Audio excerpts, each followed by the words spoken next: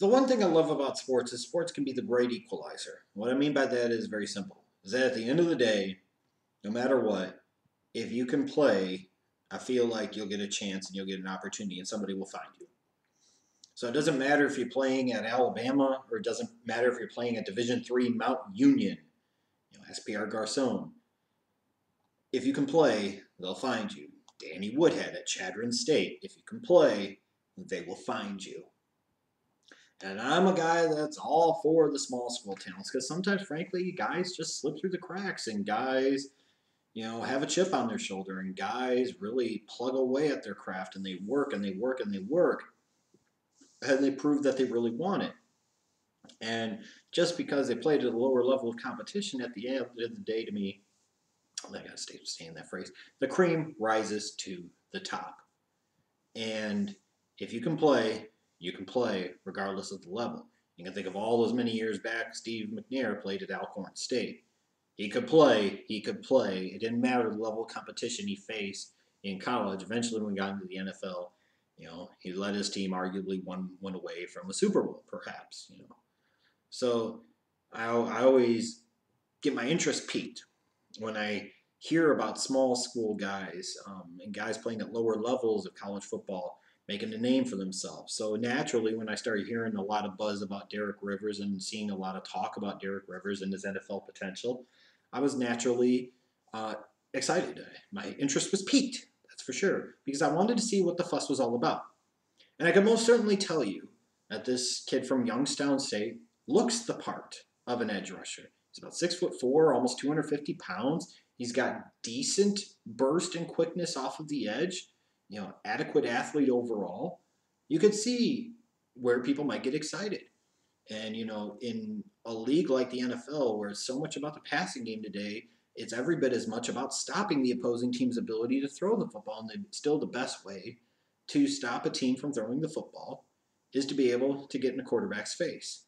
Like, I don't care how great Richard Sherman is, and he is a great defensive back. Someday he might end up with a bust in Canton. Phenomenal player. But you would take Von Miller every day. Deion Sanders going back in the day. Definition of a shutdown coverage guy. Rod Woodson was the better all-around football player at the position by far, but Deion Sanders could be a complete blanket at times and take people out of the equation. However, a guy like Reggie White is far, far more valuable because they have more impact in more areas. And in particular, that is still always going to be the best way to stop a passing game is to generate a pass rush and get in the quarterback's face, disrupt their timing, their rhythm, and so on. So I can see why people want to envision a Derek Rivers as a guy that could be one of those small school success stories that comes in and, wreaks havoc in the NFL. I just don't see it. I'm sorry, I don't. I see a guy that's an okay pass rusher, and I know he's got some okay stats to kind of back that up.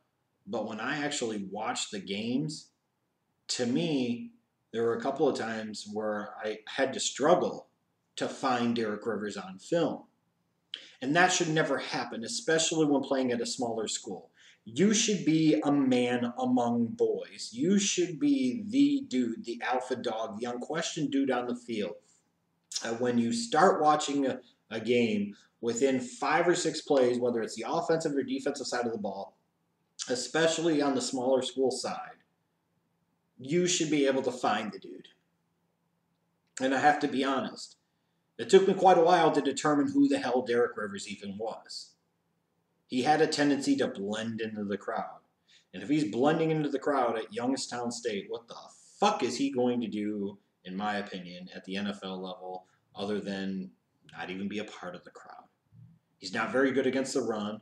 Like I said, he put up some nice pass rush numbers, but just because he put up nice numbers doesn't mean he was refined as a pass rusher. This is a guy that I thought got taken out of plays far too often. He really struggles to get off of blocks. And if he's struggling to get off blocks at a lower level, how's he going to be able to do it at the NFL level? I don't think he was all that spectacular in terms of finishing plays. I don't think he was a great tackler. I also watched a guy on film that I thought really lacked natural instinct for the game, lacked football IQ.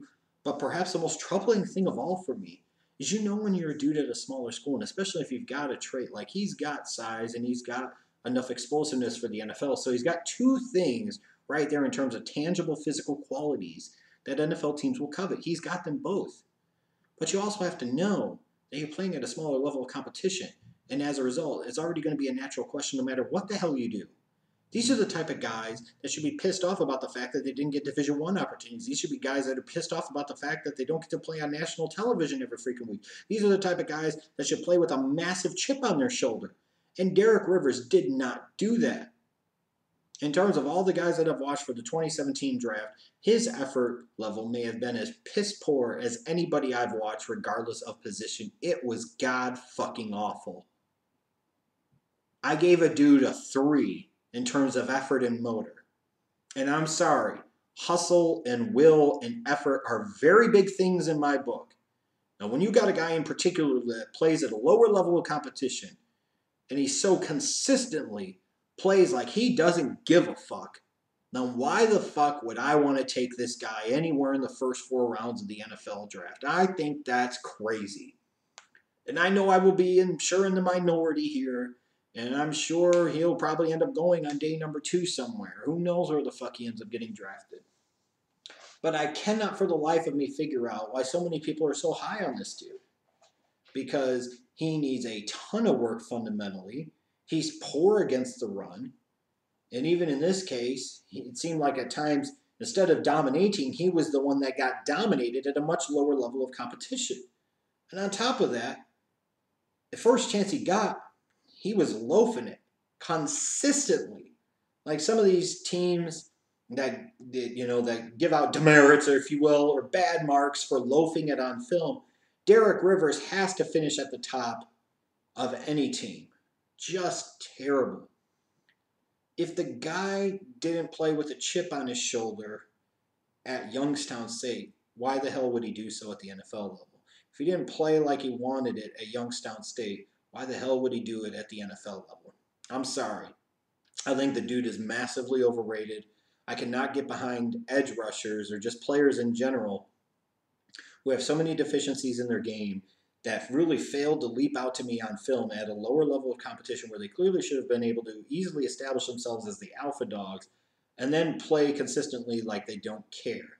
Like they're just doing football to do football. He's a guy to me you take a late day 3 flyer on and nothing more. And maybe he pans out. Maybe he decides he gets to the NFL level. He really wants to be there. But I didn't see a guy that wanted to be there. And I didn't see a guy that is worth taking that high in this draft. Again, to me, this is a 6th round talent and a guy that's been massively overrated by the draft media.